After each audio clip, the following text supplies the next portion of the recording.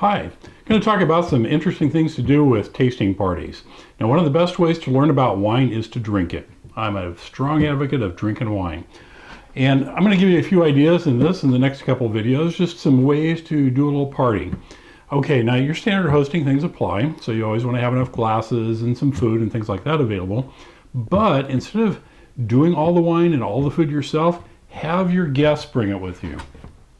Now let's take an example of, say, you, your best buddy, whether it's spouse or significant other or whatever, and 3 other couples.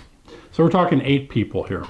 Now it doesn't have to be all couples, it can be just 8 friends, whatever. Anyway, the point being, you want to get started. Hopefully these are like-minded people. They want to learn about wine as well. So here's how you do it.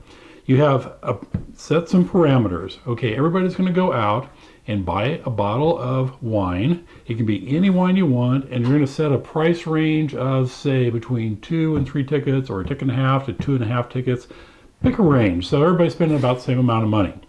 Now, excuse me, along with that, you want to have them bring along some food that they think will go good with that wine. Now, it doesn't have to be a big elaborate dinner. It can just be some snacks, some fruits, some cheese, crackers, whatever it happens to be. Again, nothing elaborate. Maybe set a price limit on that as well. You know, so many dollars, pounds, whatever you're using. And then everybody comes together and brings their wine and food. Okay, now that's step 1. Do the invitations and tell them what to bring. Step 2, as people arrive, you want to take that wine and kind of categorize it. If you have a mix of reds and whites, put the whites to one side and the reds to the other side. Kind of keep their foods, put it out on plates as needed. If they brought their own plate, fine. Or the key thing here is you want to look at your wine. Now kind of get an idea from what you know already, and if you don't know, don't worry, you're going to find out. But I would suggest start with the whites. Now that's a pretty safe bet. If you know it's a lighter white, or you can maybe start with that, a heavier white, typically like a Chardonnay, you will probably want to use last in the set. So you basically go through all your wines one at a time. Everybody has a taste. Now, if you're pouring 8 people out of one bottle, you're not going to be able to do a pour like this. You're going to have to take it down a couple notches here. Now remember, a typical bottle for a regular pour will give you 4 or 5, depending on how heavy your hand is.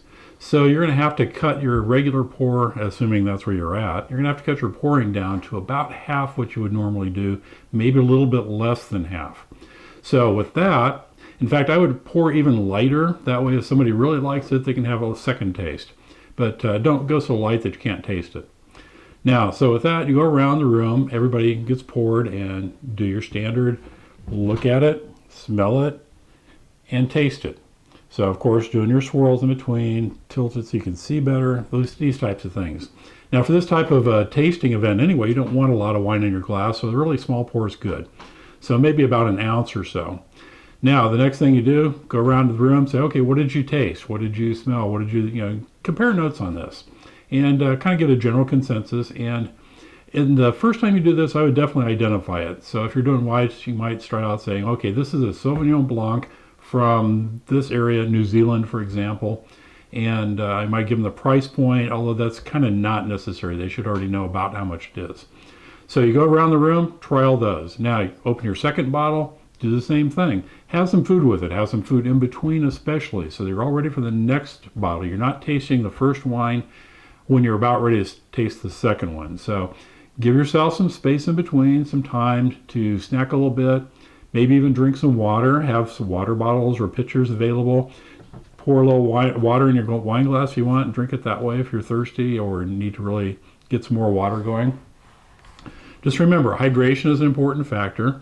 Although, thinking about it, I would rather you have a second glass or a water glass if somebody wants to take a sip of water in between. Don't mix in your wine, because the next pour, since you're pouring light, is going to get watered down. You don't want that.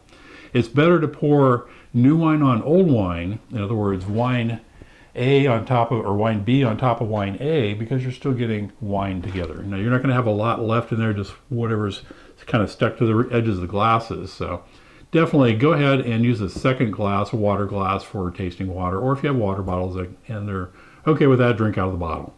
Okay, so you make your rounds all the way through. You do all your whites, do all your reds, have food in between, and then compare notes, and hopefully at that point you will learn something.